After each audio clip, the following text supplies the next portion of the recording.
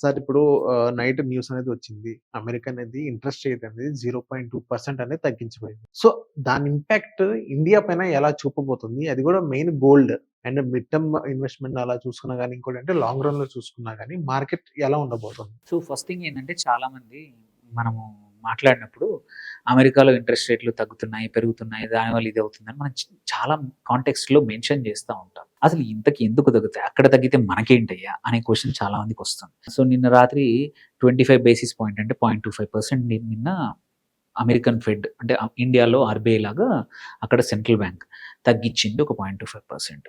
Okay. జనరల్‌గా interest రేట్స్‌లు తగ్గించినప్పుడు ఏం జరుగుతుంది? ఈక్విటీ మార్కెట్‌లోకి డబ్బులు ఫ్లో అవ్వాలి. ఎందుకంటే లిక్విడిటీ అవైలబిలిటీ ఎక్కువుంటుంది. ఇంట్రెస్ట్ రేట్ తగ్గింది కాబట్టి ఎవరైతే బాండ్స్‌లో పెట్టేవాళ్ళేంటి డబ్బులు విత్‌డ్రా చేసుకొని ఈక్విటీ మార్కెట్ వైపు మళ్ళిస్తారు. అది బేసిక్ లాజిక్ అనమాట.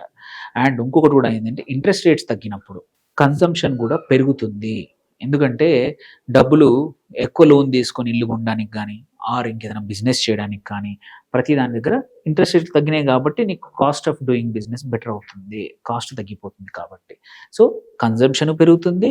మార్కెట్‌లో డిమాండ్ కూడా జనరల్‌గా ఇంట్రెస్ట్ రేట్స్ తగ్గినప్పుడు పెరుగుతాయి. సో, దానివల్ల కూడా ఏమవుతుంది? ఆ డబ్బులన్నీ ఎక్కడికొస్తాయి? మళ్ళీ ఈక్విటీస్‌లోకే వస్తాయి. సో, ఈక్విటీ మార్కెట్స్‌కి జనరల్‌గా ఇంట్రెస్ట్ రేట్స్ తగ్గినప్పుడల్లా మార్కెట్స్ బాగా పెర్ఫార్మ్ చేయడం అనేది హిస్టారికల్లీ మనం చూసాం. ఓకే. ఓకే. బట్ ఒక క్వెషన్ అడగొచ్చు. ఇవాళ మధ్యాహ్నం ఆల్రెడీ మనం 1:00 వరకు ఉన్నాము. మరి నిన్న రాత్రి తగ్గింది కదా! మరి ఇండియాలో మార్కెట్‌లో ఇంకా ఇవాళ డౌన్ ఉంది గదా! అనే క్వెషన్ కూడా వస్తుంది. అక్కడ ఒకటి దానికి లోకల్ రీజన్స్‌తో పాటు ఇంకొక రీజన్ ఏంటంటే నిన్న ఇంట్రెస్ట్ రేట్స్ తగ్గిస్తూ కూడా వాళ్ళు ఏం చెప్పారంటే నెక్స్ట్ సైకిల్ ఎప్పుడు డిసెంబర్. డిసెంబర్‌లోంచి తగ్గించకపోవచ్చు అనే ఇండికేషన్ ఫెడ్ ఆల్రెడీ ఇచ్చేసిందనమాట. అంటే that shows that more or less interest rate cycle తగ్గించే సైకిల్ అయిపోయింది అనే మిక్స్డ్ సంకేతాలు కూడా ఇటువైపు ఈక్విటీ మార్కెట్స్‌కి వచ్చాయి.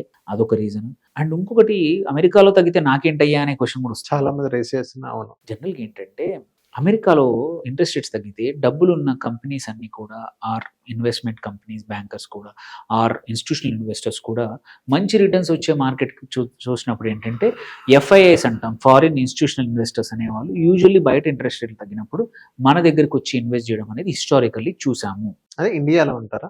ఇండియన్ మార్కెట్‌లో. అండ్ మనకు ఆల్రెడీ మనం లాస్ట్ 1 ఇయర్ నుంచి ఎఫ్ఐఐస్ ఇన్‌ఫ్లో కన్నా అవుట్‌ఫ్లో ఎక్కువైపోయింది. ఓకే. అది ఈ ఇంట్రెస్ట్ రేట్స్ ఇట్లా తగ్గితే చేంజ్ అవ్వచ్చు. చేంజ్ అయితే ఏంటంటే ఇండియన్ మార్కెట్స్ ఏవైతే ఒక 1000-2000 పాయింట్ మధ్యలోనే ప్లే అవుతున్న రేంజ్‌ని బ్రేక్ చేసి 26,000 బ్రేక్ చేసి డిసైసివ్‌గా 27,000, 28,000 పరిగెత్తే అవకాశాలు చాలా బాగా ఉన్నాయి ఇంట్రెస్ట్ రేట్స్